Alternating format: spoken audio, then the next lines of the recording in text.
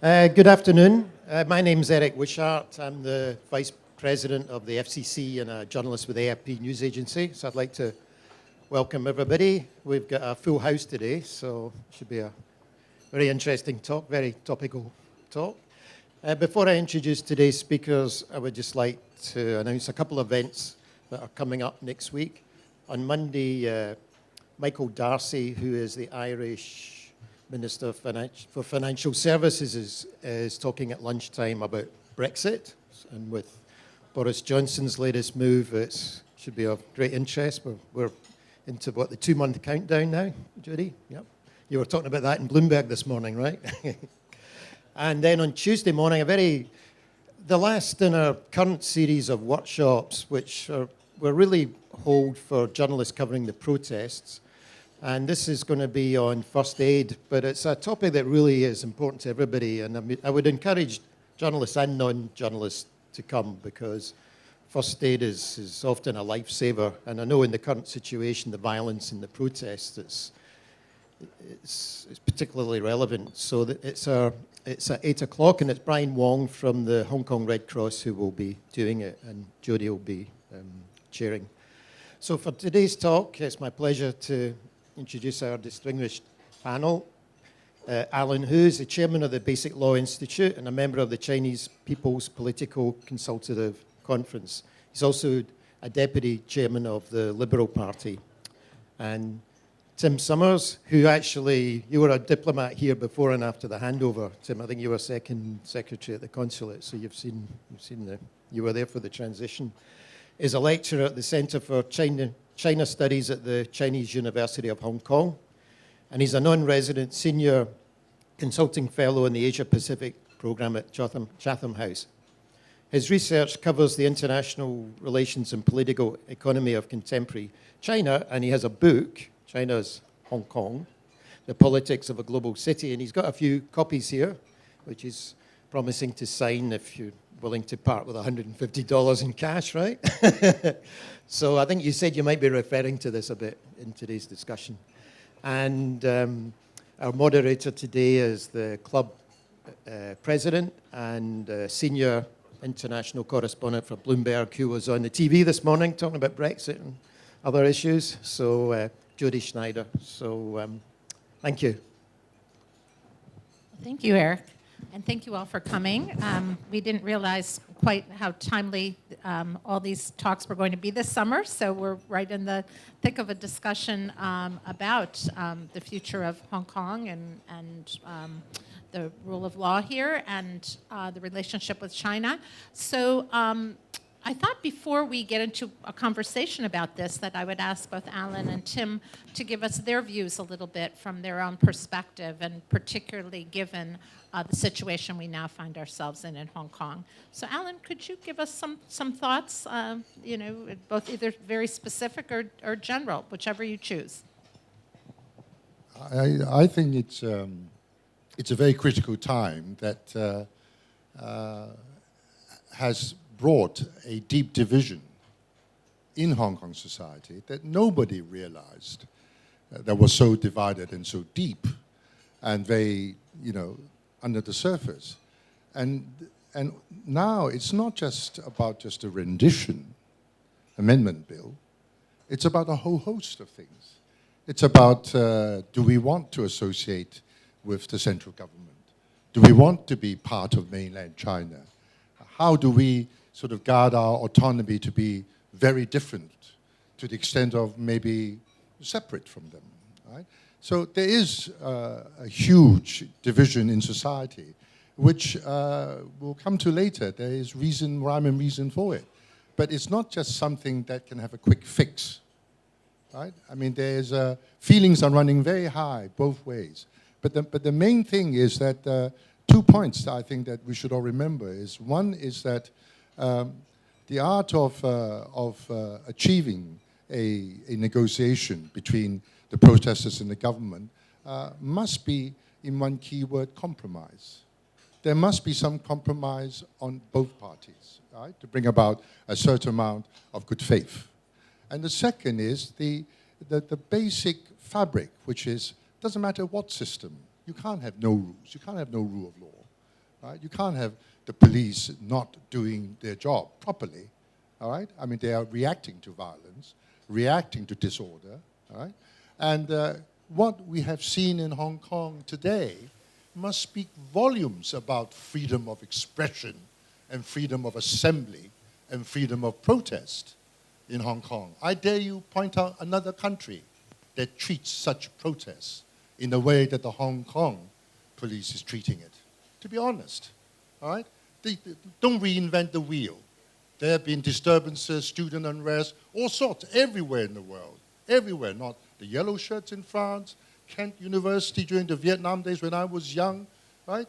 All these, you're bound to have sometimes upheaval in society that people want to come out. But you must have the ground rules solid, which is protection of your life, liberty, property, your freedom of movement, your freedom to go about things. Let's get the balance right. You can't just say, oh, it's a crusade. It's because we don't want this rendition bill. And that means you can do anything you want? I was asked by a CNN reporter, she says, on the very night that they sacked Lechko, and she said, aren't you moved by all this? I mean, the courage of these youngsters and the intransigence of the government. I said, what? To trash Lechko? She said, well, the protesters have a point. Caroline refused to respond to them. I said, in America, there's a lot of people who doesn't like Trump to be president. And if they all got together and say, we want to confront you, and he just tweeted them, does that give you a right to trash Congress? To go in and trash Congress? What does that mean to the people of Hong Kong? What does it mean to our dignity as a citizen of Hong Kong? Have you asked me? And what's the point of trashing Congress, of trashing Lechko? They're no longer in physical operation. You know, what government is working now? The civil service is in upheaval. They are the ones who are also coming out to be unhappy. The civil service, you have the legislature in half paralysis. The legal department is not giving much direction to the police as to which direction to go, right? There are police standing orders that cover these matters. They're all classified, right? Make it transparent. So all you have now is a very besieged local government with a central government that's definitely hovering above it, saying, what is happening to my liaison office, right? This is a government that will not even send, this subject's been discussed before in-house, that will not even send PLA soldiers to stand in front of their own office or even outside the foreign ministry's office. You see one on 11 Barker Road, that's because he's a commander of the Hong Kong garrison and he has to stand duty there. But whereas a US consulate can have armed Marines in Hong Kong. So have a look at the thing in context before you start sort of like, you know, bludgeoning the Beijing government. I mean, if we lose good faith with Beijing, who suffers? The people of Hong Kong, right? I mean, we're now embarked onto the Greater Bay Area. The whole central government is not really prepared for turmoil in Hong Kong. It took everybody by surprise. The depth of it, the scope of it, the width of it, right? The energy of it. Well, at this rate, I think that one famous expression is that they'll say, you know, when will Rome stop burning? It has to burn a bit yet. So at the moment, I can't see no light at the end of the tunnel immediately. Right? You have a government in paralysis. Right? You have a central government trying to keep the balance, trying to say, no, we don't want to call it an emergency situation. It's their right under Article 18. They decide, the NPC, whether there's a situation of emergency in Hong Kong. All their comments are, no, we don't want to go there. Right? We want Hong Kong to sort the problem out within its own autonomy. Right? And we won't make it an issue about us, although the protesters are baiting them, right? Throwing the flag into the sea, desecrating the national emblem. What would the president of the country think about that? It's his responsibility. And the rest of the 1.3 billion people. Now I always tell my friends, when you go to mainland China, just keep a low profile. You know, you're upsetting a whole country of people of which we are part of. And the discussion is, if you don't want to be part of it, then why don't we start talking about that?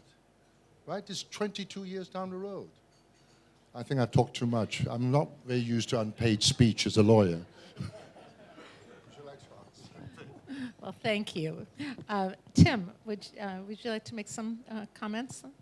Yeah, thank you very much, Jodie, and thank you, Alan, for, I think, waking us all up after our lunch there. I was going to talk about three things in my prepared comments this afternoon. First, to address the question of whether the joint declaration is still valid. Secondly, to talk a little bit about the implementation of the joint declaration. And then thirdly, to make some observations about what has been happening in Hong Kong. The title of our panel is the Sino-British Joint Declaration dead? I don't know if the word dead was chosen deliberately, because the word dead seems to mean different things to different people just at the moment in Hong Kong. But anyway, I'll start off by trying to address the question of whether the joint declaration is still valid.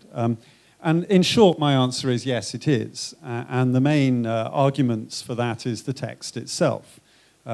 Article 7 of the Joint Declaration contains an agreement that both governments would implement the preceding declarations and the annexes. Article 8 says that the Joint Declaration and its annexes shall be equally binding. That, of course, includes the implementation of the basic policies set out by the Chinese government in Article 3 of the Joint Declaration, the basis of the One Country, Two Systems framework. So the Joint Declaration is still valid and relevant. That doesn't mean it can do everything that has been claimed for it in some of the recent debates either. It does not, for example, give Britain responsibilities for the freedom and well-being of Hong Kong, nor does it contain any Chinese undertakings to keep the British government informed about Hong Kong up until 2047. I pick a couple of examples of things people have said in recent debates. And in fact, generally, I would characterize the UK's approach since 1997 as being one of a political commitment to Hong Kong rather than a legal obligation. There's another area where the Joint Declaration does give other countries a right to comment, and that is Article 3.9. Article 3.9 says that other countries' economic interests in Hong Kong will be given due regard. And I think it's reasonable to interpret that as a basis for foreign governments and businesses to make their views known on issues which affect their prospects in Hong Kong. A couple of further comments on the Joint Declaration. Now, it's regularly referred to as an international treaty lodged with the United Nations. And that's been generally recognized, even though it's not called either a treaty or even an agreement. But like other elements of international law, I think it's a mistake to think of the Joint Declaration just as a legal document.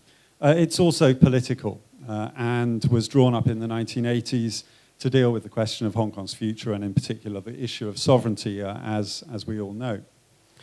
It wasn't the last word on the handover either.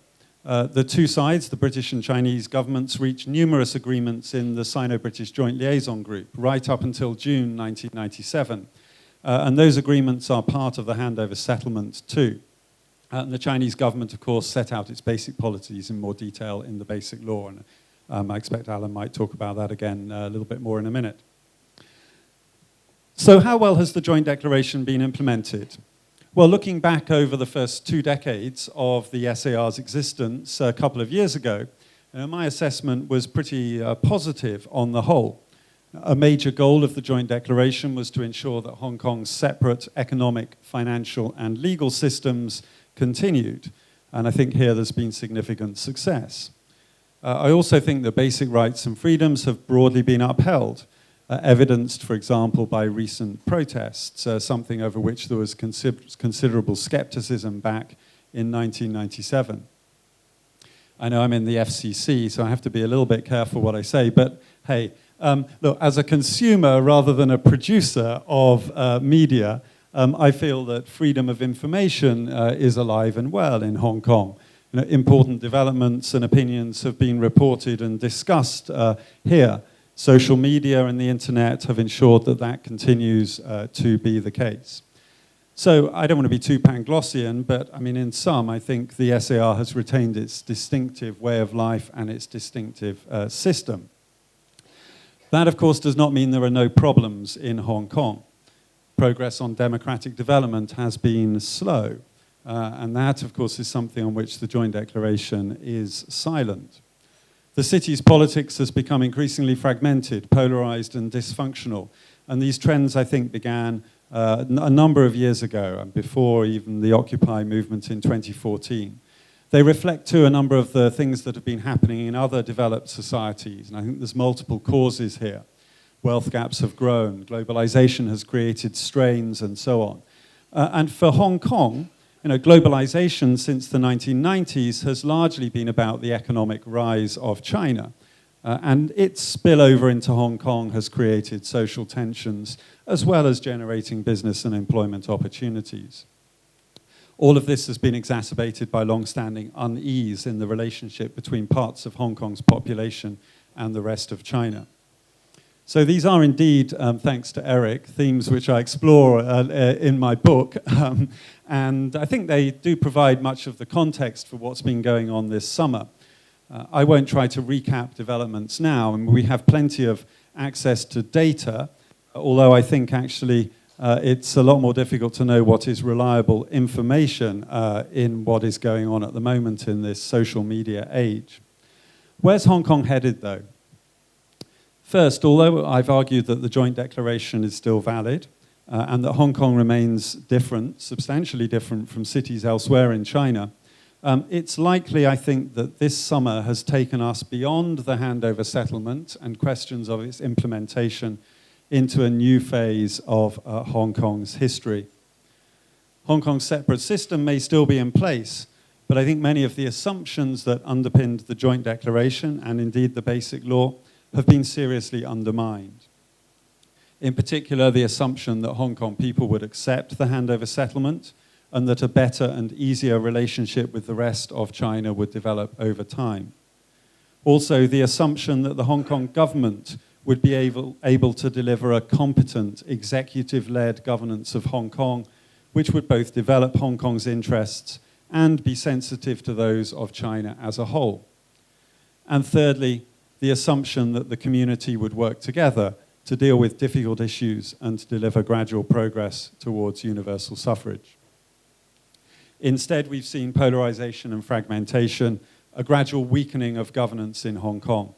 This is not just true of the administration. I don't just mean the executive here.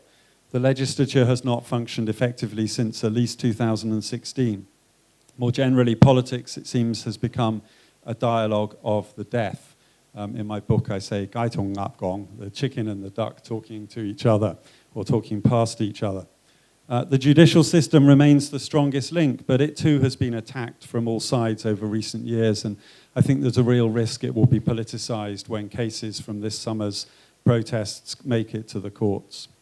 The situation's worsened over the last 3 months, in short. We're on the edge, I think, of a governance vacuum in Hong Kong. Politics has moved to the streets, and there we're seeing a power struggle. We have revolutionaries at one end, the SAR government and the central government at the other, and the mass of Hong Kong people somewhere in the middle. Many of those support the protests, even the more radical protesters. Others, a significant minority perhaps, is deeply unhappy about the way that Hong Kong seems to be tearing itself apart, maybe even fearful of mob rule. It's hard to say where this is going to lead. I continue to be of the view that intervention by security forces from the mainland is unlikely. The costs far outweigh the benefits. At the same time, the government looks unlikely to back down. And while my own view is that some concessions would probably reduce the scale of opposition, I don't think the 5 demands in toto and the more radical street slogans are going to be met. Neither is the sign of flexibility from the opposition, or even a detailed platform or any individuals who could provide a starting point for dialogue. More agile politics may improve the situation, but the fundamental issues are, in my view, simply not going to be resolved. Finally, we need to put all this back in global context. Hong Kong has largely benefited from an era of globalization and from decent relations between the US and China since the 1970s. But these assumptions no longer hold either. Businesses are being dragged into politics by Washington as well as by Beijing. The so-called US-China trade war is actually a deeper strategic rivalry which could spill into financial sectors and other areas where Hong Kong has benefited from being an intermediary between China and the rest of the global economy. I'm not sure Hong Kong has really helped itself much over the last 5 years, but whatever happens locally, it may simply now be in the wrong place at the wrong time. Sorry to sound rather gloomy, Jodie, but that's what I wanted to say to start the conversation off.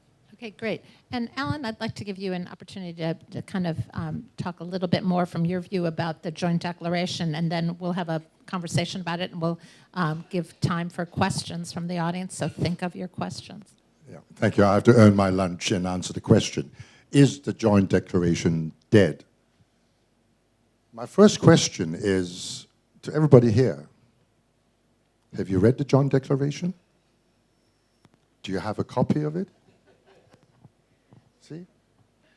The same with the rendition bill. Anybody here read it? Have you read the bill the law that is supposed to amend? See? How many? Single digits, 5, handful.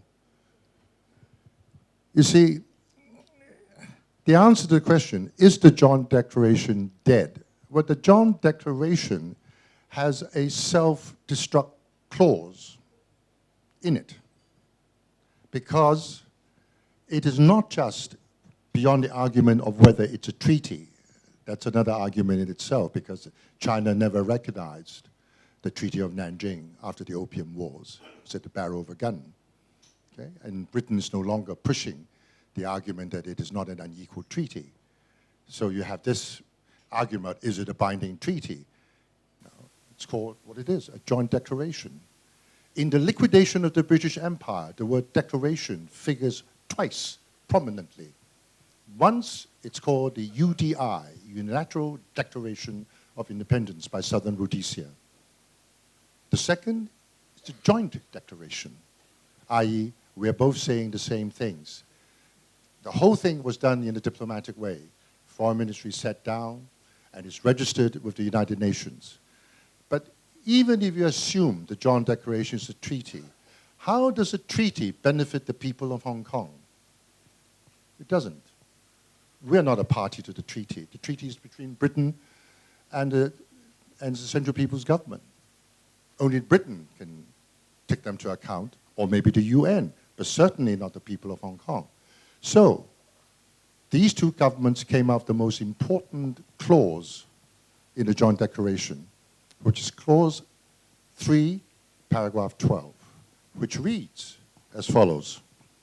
The above stated basic policies of the PRC regarding Hong Kong and the elaboration of them in Annex 1 to this Joint Declaration will be stipulated in a basic law of the Hong Kong SAR by the National People's Congress of the PRC, and they will remain unchanged for 50 years. What does that mean? That means, apart from signing the Joint Declaration, there is another obligation that China has to fulfill. It has to take everything in here, it says that even the elaboration of the basic policies, and put it into a law for the whole of China, passed by your highest organ, National People's Congress. Right? So it becomes, as we lawyers say, justiciable. And that's why we can all go and do a judicial review under the basic law. On the right of a bowl, we can do it. We can do it on everything under the basic law. Right? Why? Because it's justiciable. Instead of clamoring off to the UN to complain. Why do they want to make it justiciable? So that the people of Hong Kong can benefit and have a direct link to it.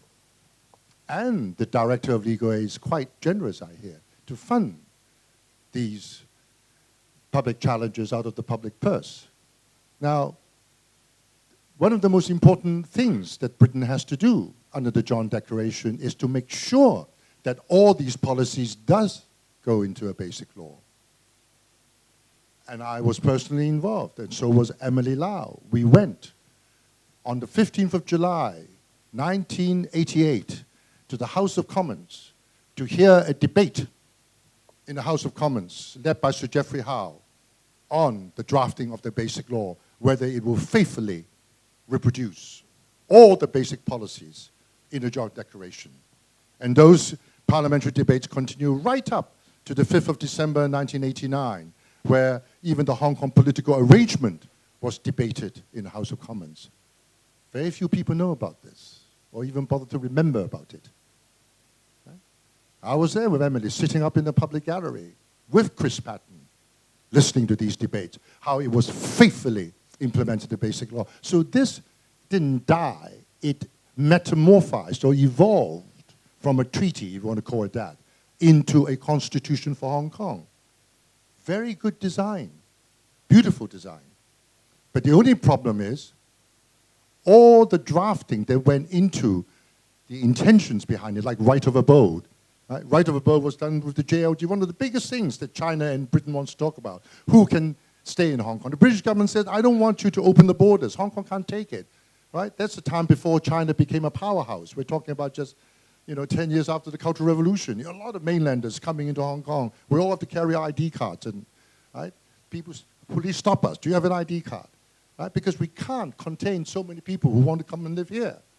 Right? So there was a right of abode agreement under the JLG in 1996, passed into law by the Patton administration and challenged in the case of Ngaling, very famous, because the basic law was drafted in 1990. It wouldn't incorporate the 96 JLG agreement. So the court would just look at the plain language and come out with Shang Fei. La Trois. Anybody who touch base in Hong Kong can have a right of abode. What? That's not what Britain agreed to, certainly. Not Chinese government. And that's not what the JLG agreement said. But the JLG agreement was not allowed to be put before the court. Why? Because the Chinese government, and I confronted them with the foreign ministry, why won't you give us these documents? They'll put you in the clear that says, that these all things to the political arrangements have been discussed at JLG. A lot of it came from the British side, the suggestions. Functional constituency. You think they're invented by Beijing? Really?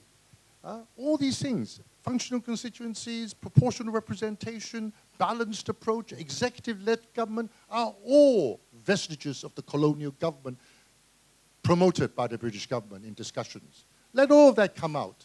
No, the foreign ministry says no, because we can't trace the thing of a Hong Kong's constitution back to a so-called treaty that goes back to the Opium Wars. No way. It starts with the MPC decision, the Preparatory Committee 1996. You can't go behind that. So that's the problem we've had all these years between the court and the interpretation by Beijing. Beijing is trying to look at the basic policies. And let me tell you this. What is this document? I was talking to Tim and our old friends discussing this. What was the formula for Hong Kong? Geoffrey Howe told me that expression. He said, it's called a 1984 snapshot. You take a picture, a Kodak picture of Hong Kong, of all its institutions and building blocks, and put it into law. And 50 years, no change. So there's certainty. It doesn't mean you change after 50 years, but for the first 50 years, definitely no change for certainty. And what was put in there? There are 14 basic policies under Annex 1. They all deal with the building blocks of government. Legal system, political system, judicial system, financial system, transport system, tax system, right? All these, the Chinese say, we will make sure it will not change. It's not just defense and foreign affairs, but these basic policies constrain China. No socialism in Hong Kong. Free port. Independent judiciary. Right? Defense is not paid by us, but by you. All this are basic policies, right, contained there. And these basic policies become the basic law. It's all in there. Right? So they, even if Hong Kong's 7 million people say, we want socialism tomorrow, can't have it. Because China says, I agree with Britain that at least for 50 years, all these things cannot change. The 1984 snapshot. So there's no argument that there be change and no change. But the thing about that snapshot is that you talk about a political model that is outdated. You're talking about an executive-led government. In those days, colonial government is very efficient, Michael Rouse can remind us. Everybody's appointed. There's no difference between EXCO and LegCo. All appointed, right? All yes men, right? So executive-led. Now you have a dysfunction in the political model. I've always said, what sort of model is it? How can it be executive-led? All the officials, even before these disturbances, spend all their time in LegCo trying to get the money they want. And these pro-government parties all want something back. So you're selling policy, trading policy every day instead of good governance.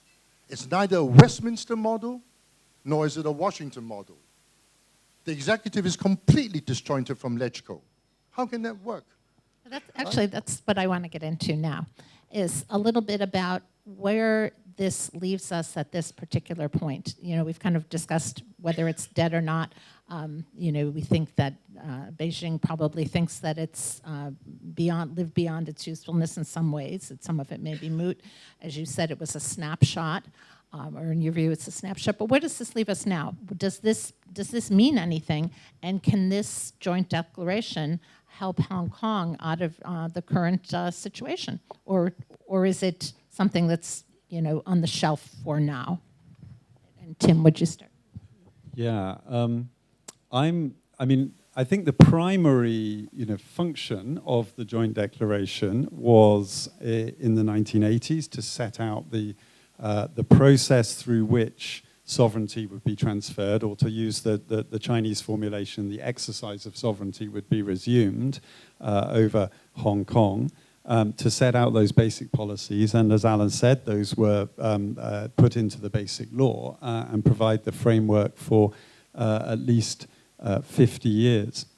I think where we've got to today, though, is that our primary problems are to do with the functioning of governance and politics in Hong Kong. And that's probably not something that the joint declaration can come up with a solution for. I suppose the logic of what Alan's saying is that this model that was set out to be the way forward for Hong Kong, may not be the way forward anymore. We may need to look for some more radical changes, more radical solutions to adjust the governance of Hong Kong to deal with the political realities that we face today. And I suppose that's the challenge in just looking back 35 years to the joint declaration for answers to the questions.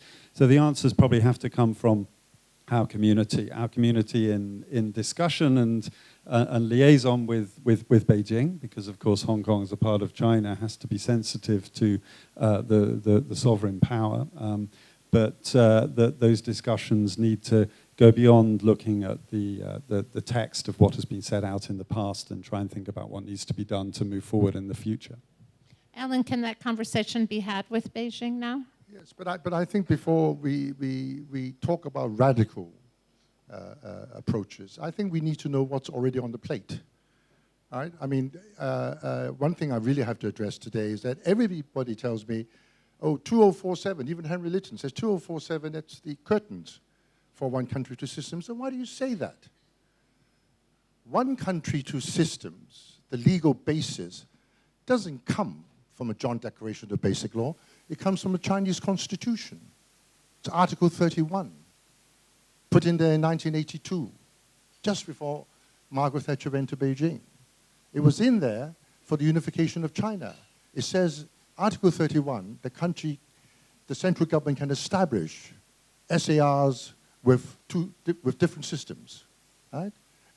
And if you look at it, it's a very inspiring clause, because the first thing that strikes me, it doesn't limit it to Hong Kong, Macau, or Taiwan. That means in 1982, Deng Xiaoping was very impressed with Hong Kong and the way it operates. And he sees it as a role model for the rest of China. So it's not just limited, Article 31, to Hong Kong, Macau, or Taiwan. When the country deems it necessary, any part of China, that shows you how accommodating the Chinese system is to change. Right? And then the other part is that there's no expiry date to this. One country, two systems goes on indefinitely, so long as the constitution and the country exists. But as far as the 50 years mentioned, it's mentioned in two places. That which I read you in Clause 12, which says that above basic policies shall remain unchanged for 50 years, and also Article 5 of the Basic Law, where it says the original, or the English word is previous, but it's a bad translation, the original capitalist system, i.e. the one in 1984, shall remain unchanged. So all these basic policies underpin our original capitalist system, right? All this. So for example, when I was talking to Henry Tan, when he was financial secretary, I said, don't mention the GST. It's against the basic policy. Anything above 16-70%, forget it. Another basic policy in the basic law is that the government, nowhere else in the world, by law, shall balance its budget. By law, by constitution. How can you do that? Very simple. How did you do it before, says the central government? High land sales. Pays for capital expenditure. Pre-handover, over 2/3. Sell a few plots of land, pays for all your capital expenditure. So long as you have the provision there, it must be in government's interest to keep a high-value land policy. How would they balance the budget without raising taxes? Right? You have to understand the whole framework. And in 2047, what it says is, those basic policies concerning our system, we can think about improving them. Not one country to systems coming to an end, but your original capitalist system comes out of a 50 years moratorium. And if it improves China, for example, political change. As Tim says, it's not in the John Declaration, universal suffrage. It's in the basic policies, right? So if you want it, this is the time to see the blueprint ahead. So on this subject, I just want to say, don't look at 2047 as end of one country, two systems. It means you can now think about ways of improving your system if you want to. Okay. I think we're going to, I assume there's lots of questions, so we're going to go to the audience. There'll be microphones coming around. I'll call on people. If you could give us your name and your affiliation, especially if you're with a news organization. Yeah, there's a question. This young man in the back here. Thank you.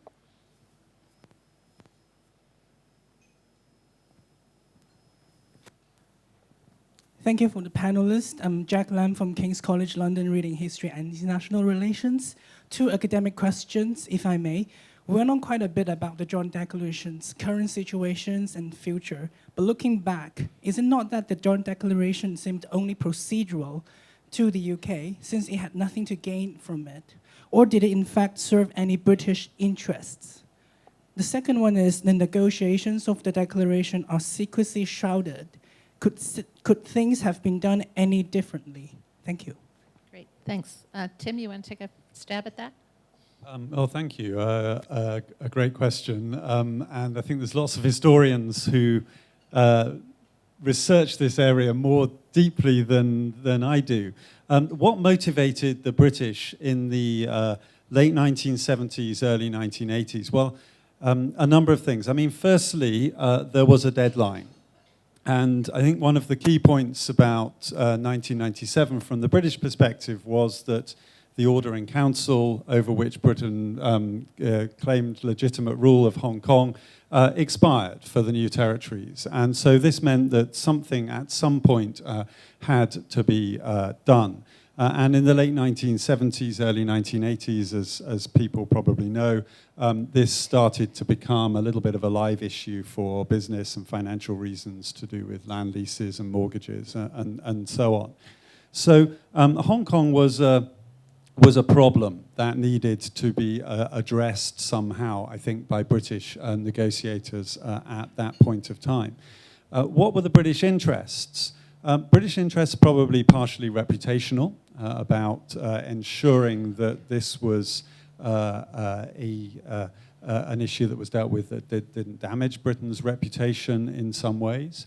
Britain had ongoing financial economic interests in Hong Kong.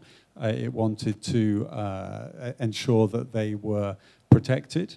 I think that those involved in the negotiations from the late 1970s onwards also felt they had responsibility for Hong Kong and for Hong Kong people, and wanted to ensure that that responsibility was lived up to as best as they possibly could. But they were rather constrained. There was a deadline coming up. The British government for a long time, going right back to the 50s and 60s, had believed that at some point it would have to relinquish sovereignty over Hong Kong. Actually, in the early part of the negotiations, the British tried to retain administration. Right, Britain's opening bid was Hong Kong requires British administration in order to be successful still, and they spent quite a long time trying to push that point with the Chinese counterparts. Of course, as we know that didn't succeed as a negotiating strategy, and in the end, sovereignty and administration were both handed back to the People's Republic of China in 1997. Secrecy around the negotiations. I think, yeah, there's obviously a lot of documentation there that's not released. There's a certain amount of memoirs around of people involved in the negotiations on both the British and the Chinese side. So there's some source material out there, but I guess, yeah, there's a lot that maybe we won't find out for some time. I think that what brought on the British and Chinese negotiations was during MacLehose, because same as people talking to me now, banks are not extending mortgages beyond 1997. And that's the biggest resource in Hong Kong, land. So if banks are not, a whole capital asset picture changes. So MacLehose has to write these letters about mortgages. Same thing here. People talk about 2047. I've talked to the Hong Kong Monetary Authority, disabuse him. So it's coincidence, Alan, nothing to do with the demise of one country, two systems. But what you must remember is in 1982, it was a high point and low point for Mrs. Thatcher. The high point was the Falklands War. Britain won. 2,000 odd people went for self-determination and chose to remain British instead of Argentinian.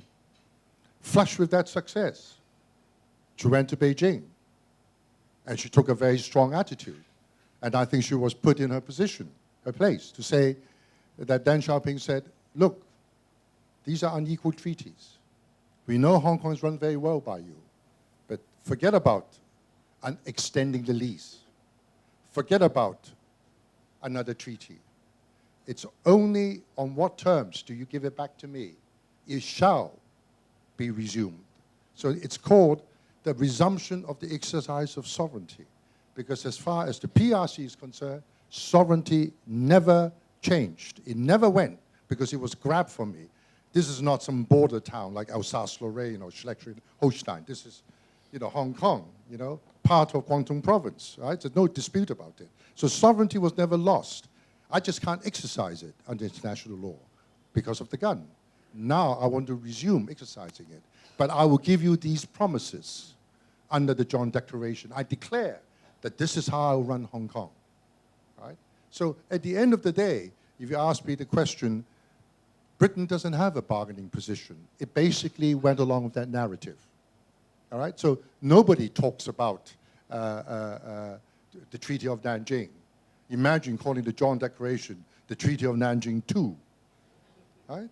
And I think that at the moment, as Tim knows, there's a 6-month sort of report from Parliament, charting the progress of Hong Kong.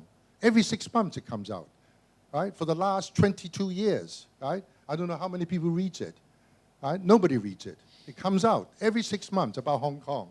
And if you look at it, it stays clear of the basic law. It talks about the Joint Declaration and China's, because how dare you interfere with another country's law? you can stick your oar in when before it becomes law to see that all the content is correct. But once it becomes law, you have to respect the integrity of that law for that country and community, right? We have time for another few questions. I see Emily's hands up since she's been named here. We should give Emily a question. Alan just said he's leaving before you answer your question. Not Oh, kidding. is that right? Yes. This is the Emily Lau who attended the House of Commons debate in 1980s with Alan Hu and others. And I was at the House of Commons last month talking to members of Parliament and also at the Foreign Office talking about the Joint Declaration. And the House of Commons Foreign Affairs Committee issued a report on China and Hong Kong in March this year, referring to one country, two systems, no more. They said it's only 1.5 systems. So my question is, and Tim said the JD is still valid, and I agree with you. So what should Britain do, not just by itself, but Britain do with its allies when they see Hong Kong in such deep trouble? And I'm so pleased that the chair of the Foreign Affairs Committee, Mr. Tom Tugendhat, has said several times in the last few weeks that those people who got the British National Overseas Passport, the BNO, which I said, Britain says no. He said now Britain should say yes. They should get citizenship. So, Tim, what do you think? Like the question I put to Maggie Thatcher on the 21st of December, 1984, is there a moral responsibility, a political responsibility for the British citizens, the place that they have run for 1.5 centuries? And now we are in trouble. What should Britain do for Hong Kong, Tim and Ellen? Thank you, Emily. All right. I think Tim, you're first.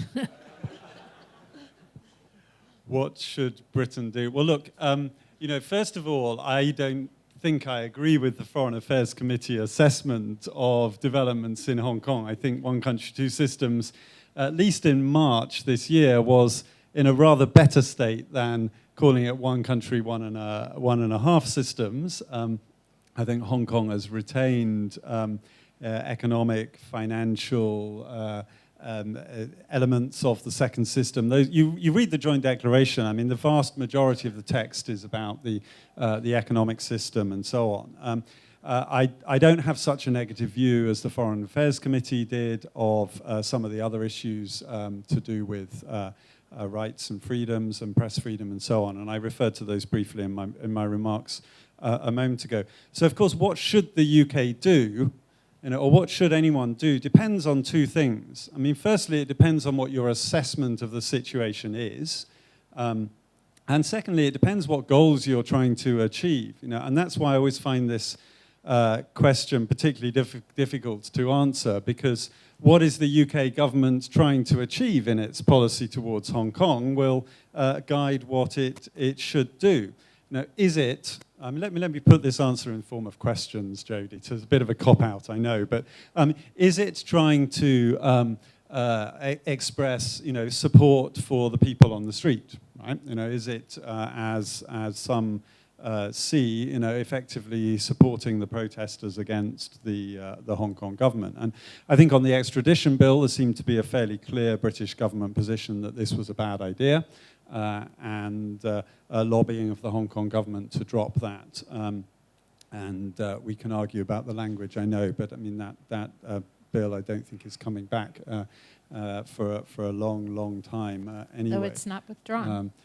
Yeah, well, it's dead but not withdrawn. I mean, that's the problem we get into. What do these words mean? I mean, we can sort of discuss that a little bit if you like. I'm not sure I know the answer there, but I think on that issue, the British government, for what it's worth, achieved its objective.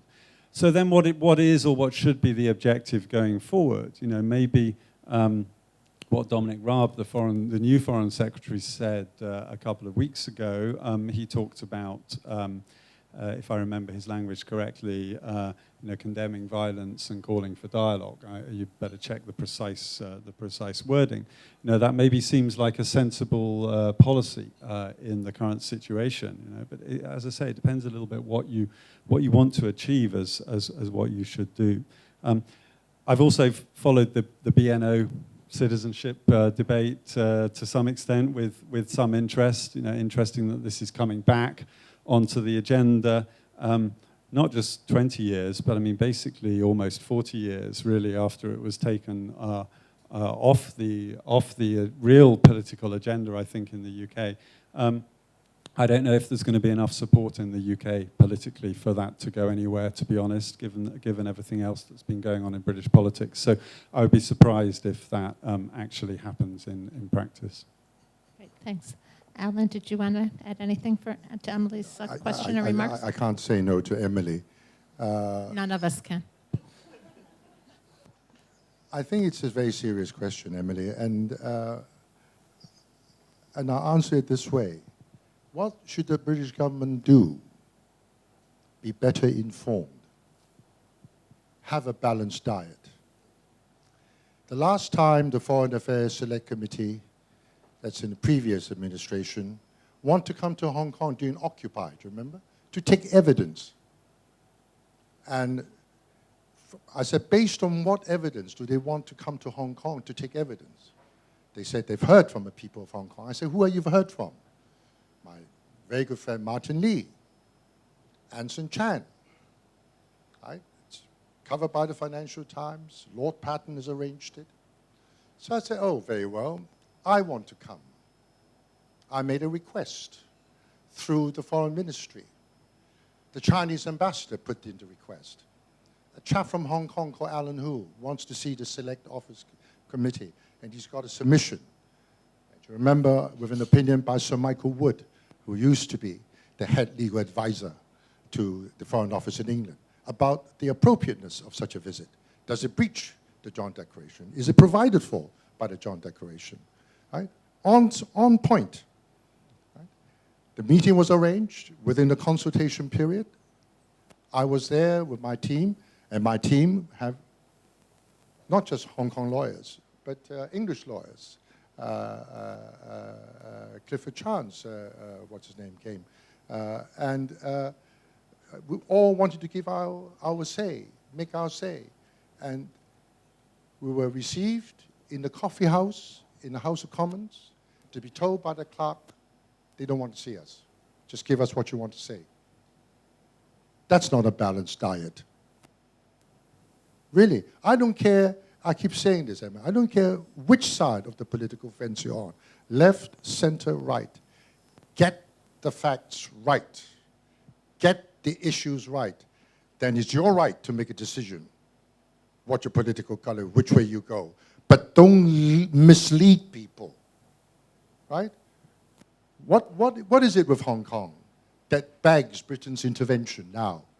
All of you who lived in Hong Kong, before this saga of this amendment bill, have our lives been attacked, our freedoms destroyed, right? What is it about our freedoms that we've lost that really necessitates such a huge price that we're now paying and continue to pay every day?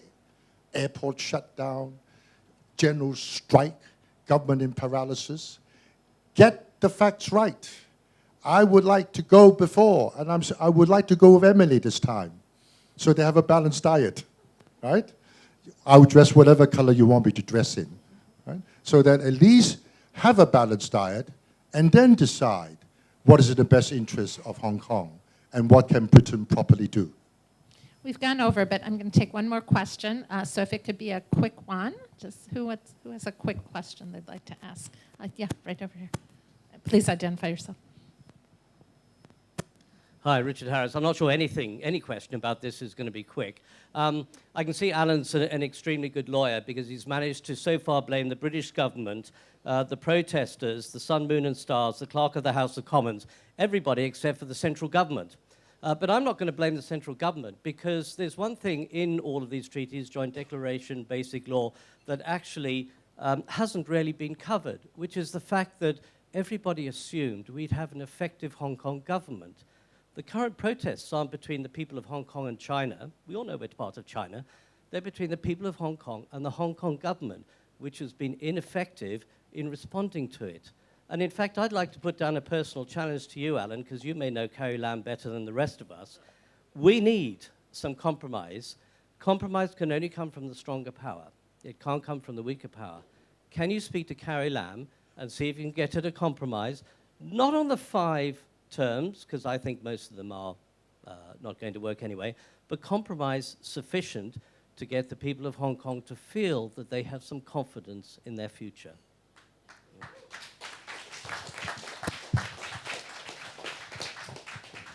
If that opportunity arises, I'll certainly do as you bid.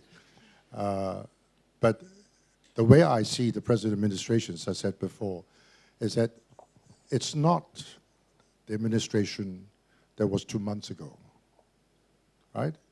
I think the biggest shock to Carrie Lam is not just the vast amount of people coming out and the fact that they keep coming out, not just the international attention, but if I were her, the loss of confidence of the civil service.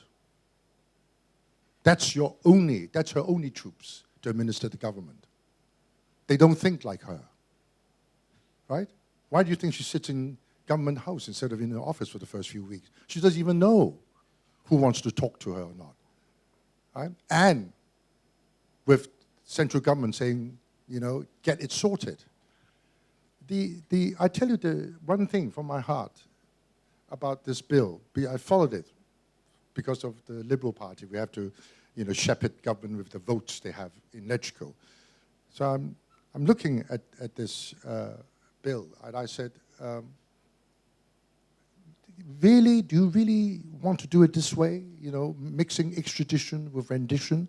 You know, 2 different things. You know, that one is country between country. The other is within one country, like in Canada, you know, Quebec, Royal Warrens. You know, why do you want to mix it? And number 2, you're talking about Taiwan. This is something not just about Hong Kong. You really should talk with the central government, because from what I know, the central government hasn't even been consulted on it, not on the agenda of the Vice Premier, Han Jing, who deals with Hong Kong. I can tell you it's not on his agenda. That is where the high degree of autonomy got us into trouble. Seriously. Do you think the central government will allow this thing to happen, knowing Taiwan is set in May? We won't send this guy back because after Xi Jinping just talked to us a few months ago about one country and you have to unify? We're certainly not going to deal with Hong Kong as a separate entity. It's politically suicide, but it's a blind side. Let me ask you this. Governors have political advisors. Who does Carrie Lam have? Right? Mrs. C.H. Tung has still have advisors. They were of, Mr. Yip, political advisors. Right? C.Y. Leung has political advisors, Central Policy Unit. Carrie Lam is a very good, conscientious civil servant. She doesn't have a political persona or antenna. She didn't see it, right? And the other thing I want to say is that, yeah, we want Hong Kong to now heal. But the main thing is that you have to think about this thing strategically rather than tactically. Tactically, the bill, get it withdrawn. Where should it be withdrawn? If I were Carrie, go back to Legco, right? It's at the second reading. You owe an explanation to Legco. Can a bill in Chinese say, remain in animated sort of decomposure, right? So, they say it's already dead, sleeping dead. But let Legco deal with it. We may not have such a thing. You have to withdraw it or not withdraw it, right? Let the energy go there. Let people participate in that discussion. Have it withdrawn if it's just semantics, right? As far as universal suffrage, that's the big picture. That's strategic. Good time. Get them to talk now, right? Talk about universal suffrage. Talk about functional constituency. Talk about the nominating committee. You've got chips. Use it well. But what happens? continuous rampage. Right? So therefore, the thing to do is that you have to understand Hong Kong. We don't have a political setup that works for the last 22 years. We don't even have a political party law. The Liberal Party, if you ask me, I'm not a political party, just a Liberal Party.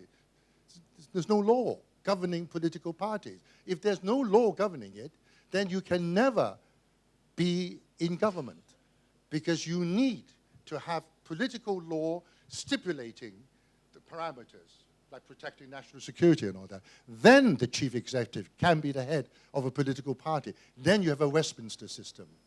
And then we're beginning to see light at the end of the tunnel. Tim, did you want to add anything? Have the last word. I think I probably sort of agree with the premises of the question and the suggestion you made. I think the only thing I might want to debate with you is whether the government is really the strong party in this anymore. You talk about compromise coming from the strong side. I don't think the government is strong really in any regard, but that of course doesn't mean that they shouldn't take the risk to do something different, because if nobody takes a risk to do something different, this whole situation is just going to carry on and probably get worse. Well, I wanted to thank our panelists, and I know they'll be around for a bit afterwards if people want to talk to them. And thank you for being such a great audience and some really good questions. So thank you.